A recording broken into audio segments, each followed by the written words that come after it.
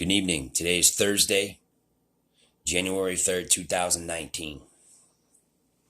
So yesterday I was in town and I went and spoke to somebody who's very important in my life. And, this person is somebody in the community that runs an organization and asked me to do a video for him. So today's topic at light at the end of the tunnel is relapse versus use. My name is Jeff LaRouche. Thank you for joining me tonight. So anyways, relapse versus use.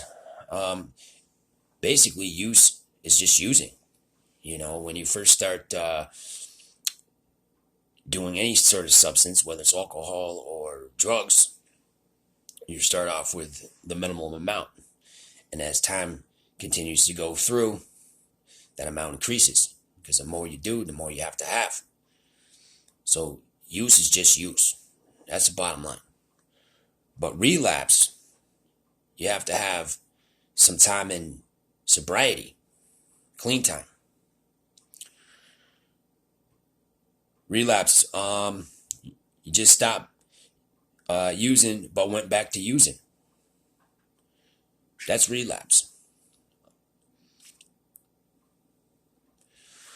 So, for instance, just for an idea, like if you ever were arrested and you went to jail, you're in jail. I mean, you can still find drugs in jail, but a lot of people can't afford the drugs that are in jail. They're too expensive, so you get clean. But as soon as you get out of jail, you go back to using. So you had some time in jail, sobriety time, and you relapse as soon as you get out. Could be any type of incident. Most of the time it's caused by a trigger. Something that's happened in your life. So what I did do is I wrote down some ideas. So relapse is when an addict returns to alcohol or drugs after a period of sobriety, right? A relapse can be a detrimental and deadly affair with devastating consequences. Jails, institutions, and death. The shame and guilt of relapse are worse than the shame and guilt of an addiction, which cause many people to lose all hope of themselves. Some of the most common concerns for a potential relapse include extreme cravings with no outlet to engage or distract yourself from them, thinking that you can moderate or use again without becoming addicted, romanticizing about drug using in the past, isolating and withdrawing yourself, associating with old friends who still have bad habits, extreme stress or changes in your behavior, change in social relationships or disengaging with support groups, a perceived slip that leads to withdrawal symptoms, loss of interest in being active or participating in your hobbies that you used to do.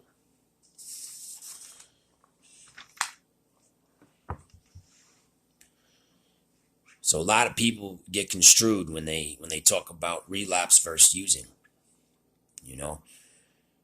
If you don't have any clean time, you're not in sobriety, there's no such thing as a relapse until you actually get clean time. You're still using. That's the bottom line. Excuse me.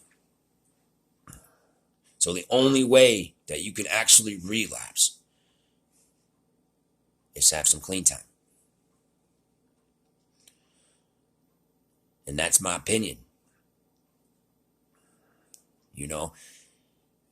Slip up, they call it slip up, a use, a misuse, whatever you want to call it.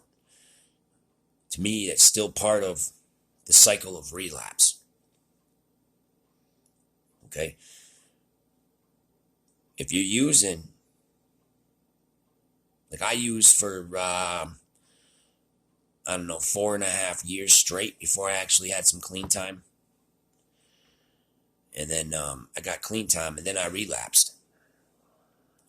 And then I got more clean time, and then I relapsed again. You know, a lot of people will call it just a slip up. You know, it happened once, and, you know, they don't really consider it a relapse. But to me, a relapse is putting any type of substance in your body. I don't care how many times it is. To me, that's a relapse. You know, and people have many different opinions and thoughts and express their thoughts and opinions throughout the world. But to me, as soon as you take that first drink or do that first drug, doesn't matter if you did it once or 100 times, it's still considered a relapse in my opinion. So I just want to make that short and sweet. Relapse versus use. My name is Jeff LaRouche. Thanks for watching Light at the End of the Tunnel. Y'all have a good night.